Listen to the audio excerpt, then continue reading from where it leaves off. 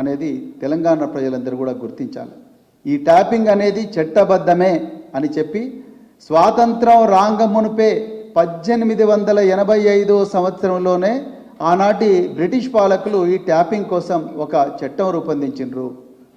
భారతదేశం స్వాతంత్రం వచ్చిన తర్వాత కూడా ఈ ట్యాపింగ్ కంటిన్యూ అవుతూనే ఉన్నది. దేశంలో ఉండే కేంద్ర ప్రభుత్వం, దేశంలో ఉండే రకరకాల రాష్ట్ర ప్రభుత్వాలన్నీ కూడా దేశ రక్షణ కోసం, అంతర్గత భద్రత కోసం, ప్రజల శ్రేయస్సు కోసం టెర్రరిస్టు దాడులు జరగకుండా, బయట నుంచి ఈ దేశం మీద దాడులు జరగకుండా, పహల్గాంలో మన జరిగిన దాడి లాంటిది కానీ, మన హైదరాబాద్లో గతంలో జరిగిన గోకులు లుంబిని చాటు, లేకపోతే సాయిబాబా దేవాలయం మీద జరిగిన దాడి కానీ, లేకపోతే మావోయిస్టు తీవ్రవాదుల దాడులు కానీ, పోలీస్ స్టేషన్ల పేల్చివేతలు కానీ, రాజకీయ నాయకుల హత్యలు కానీ, ఇంకా ప్రజల మీద పెద్ద ఎత్తున వాళ్ళ ధన మాన ప్రాణాల మీద జరిగే దాడులను నిరోధించడం కోసం, అంతర్గత భద్రత కోసం, దేశ భద్రత కోసం ట్యాపింగ్ చేయవచ్చని చట్టమే చెప్తున్నది. ఇది నేరం కాదు. ఆనాడు భారత ప్రధానమంత్రి గౌరవ మన్మోహన్ సింగ్ గారు పార్లమెంటు వేదికగా వారే చెప్పారు, ఈ ట్యాపింగ్ నేరం కాదు, దేశ రక్షణ కోసం ట్యాపింగ్ చేయవచ్చు అని వారు చెప్పారు. ఆనాడు దివంగత రతన్ టాటా గారు ఫోన్లు ట్యాప్ అవుతున్నాయని చెప్పిన వెంటనే మరి మన్మోహన్ సింగ్ గారు దేశ భద్రత కోసం మేము 9000 ఫోన్లు ట్యాప్ చేశాము, 500 ఈమెయిల్స్ మేము ప్రతి నెల కూడా మానిటర్ చేస్తున్నామని దివంగత ప్రధాని గౌరవ డాక్టర్ మన్మోహన్ సింగ్ గారే చెప్పారు. ఒక్కసారి మరి వారి వీడియో దయచేసి మీడియా వాళ్ళు చూపించాలి, తెలంగాణ ప్రజలకు తెలవాలి.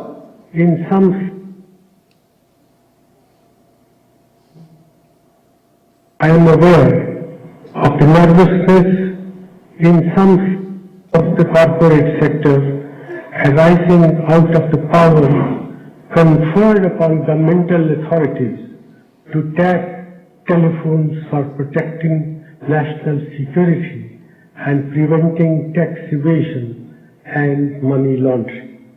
While these powers are needed in the world that we live in, they have to be exercised with utmost care and under well-defined rules, procedures and mechanisms so that they are not misused.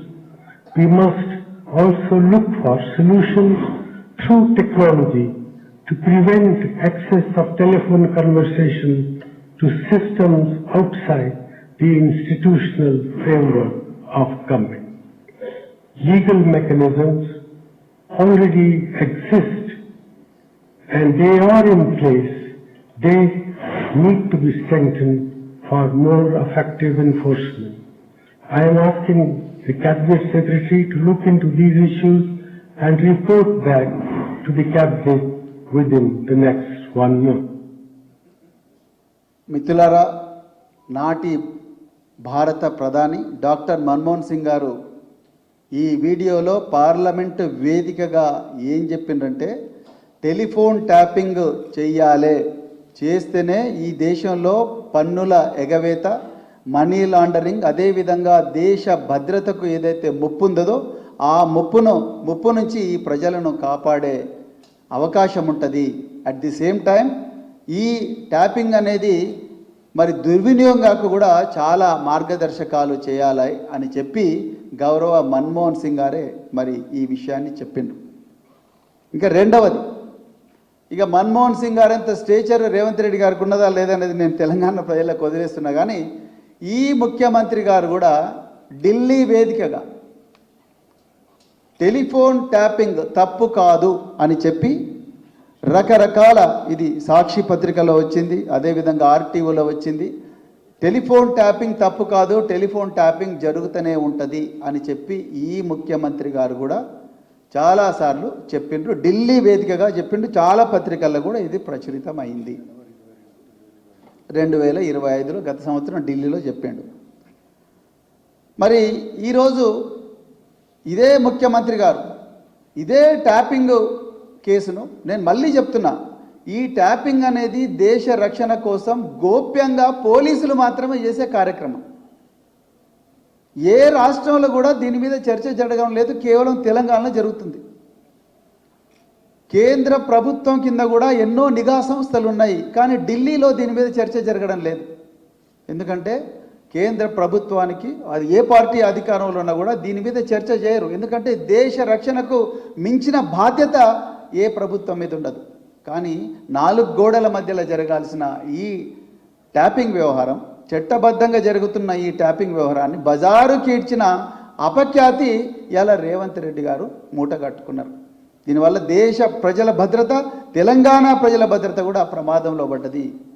తన రాజకీయ కక్షలకు, రాజకీయ వికృత క్రీడకు ఈ tapping వ్యవహారాన్ని ముందుకు తీసుకొచ్చి మొత్తం కూడా ఈ వ్యవహారాన్ని, దేశ భద్రతకు సంబంధించిన వ్యవహారాన్ని ప్రమాదంలో పడేసిండు రేవంత్ రెడ్డి. ఇది వాస్తవం. నిజానికి తెలంగాణలో ఏ రాజకీయ నాయకుడికి కూడా అసలు ఇంటెలిజెన్స్ డిపార్ట్మెంట్ ఎట్లుంటుందో, లోపల ఏముంటుంది అనేది, ఏ సెక్షన్ ఉంటుందో ఎవరికి తెలియదు. ఎస్ఐబి అనేది ఎక్కడుంటుంది అనేది మా సీనియర్ పోలీస్ అధికారులకే తెలియదు. నేను ఇంతవరకు నా 26 సంవత్సరాల సర్వీస్లో ఎస్ఐబి డిఐజీ ఎవరు, ఎస్ఐబి ఐజీ ఎవరు, ఆయన ఎక్కడ కూర్చుంటారో ఆయన ఛాంబర్లోకి నేను ఇంతవరకు పోలేదు మిత్రులారా. ఎస్ఐబి ఐజీ ఎక్కడ కూర్చుంటాడు, లేకపోతే ఎస్ఐబి చీఫ్ ఎక్కడ కూర్చుంటాడు, వాళ్ళ ఆఫీసులు ఎక్కడ ఉంటాయి, వాళ్ళ పర్మిషన్ లేని ఎవరు కూడా పోరు. హోమ్ మినిస్టర్కి కూడా ఎస్ఐబి ఎక్కడ ఉంటుందో తెలియదు. హోమ్ మినిస్టర్ కూడా ఇంటెలిజెన్స్ ఆఫీస్లోకి వచ్చిన సందర్భం అయితే నేను ఇంతవరకు తెలియదు నాకు. ముఖ్యమంత్రి గారు కూడా ఇంటెలిజెన్స్ ఆఫీస్కి ఎప్పుడు రారు. ఏ ముఖ్యమంత్రి, ఏ రాజకీయ నాయకుడు కూడా పోలీసు, మరి ముఖ్యంగా ఇంటెలిజెన్స్ ఆఫీసర్లకు మీరు సమాచారాన్ని పలానోళ్ళది సేకరించండి అని ఏ ముఖ్యమంత్రి కూడా చెప్పరు. ఏ మంత్రి కూడా చెప్పరు. అసలు ముఖ్యమంత్రి కాదు, మంత్రులు కూడా చెప్పరు. ఏ ఇంటెలిజెన్స్ చీఫ్ కూడా, ఏ పోలీసు ఉన్నతాధికారి కూడా నేను ఈ విధంగా సమాచారం సేకరించిన అని చెప్పి ప్రధానమంత్రికి చెప్పరు, ముఖ్యమంత్రికి కూడా చెప్పరు.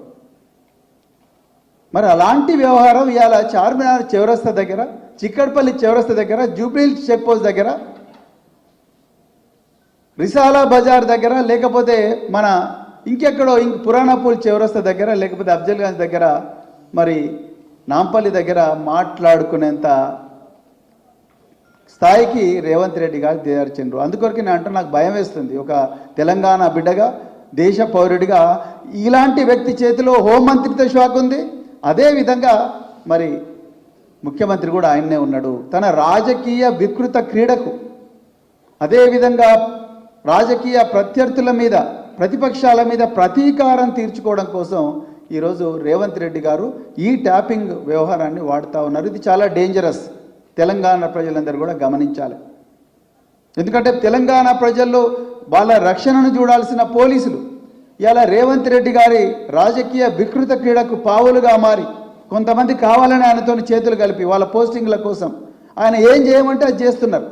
అందులో భాగమే ఇలా కేటీఆర్ గారిని, మన హరీష్ రావు గారిని, ఈరోజు కేటీఆర్ గారిని సంబంధం లేని మంత్రులను ఇక్కడికి పిలిపించిండ్రు. 9 గంటల పాటు విచారించిండ్రు. హరీష్ రావు గారు హెల్త్ మినిస్టర్గా పనిచేశారు, నీటిపారుదల శాఖ మంత్రిగా పనిచేశారు, అదేవిధంగా మార్కెటింగ్ శాఖ మంత్రిగా పనిచేశారు, ఫైనాన్స్ మినిస్టర్గా పనిచేశారు. కేటీఆర్ గారు మున్సిపల్ అభివృద్ధి శాఖ, పంచాయతీరాజ్ శాఖ, రూరల్ డెవలప్మెంట్ శాఖ, ఐటీ శాఖ, పరిశ్రమల శాఖ మంత్రిగా పనిచేశారు. అసలు వాళ్ళకు పోలీసులతో ఏం సంబంధం ఉంటుంది? ఎట్లా సంబంధం ఉంటుంది? ముఖ్యమంత్రికే తెలియదు ఈ విషయం, మిగతా మంత్రులకు ఎట్లా తెలుస్తుంది?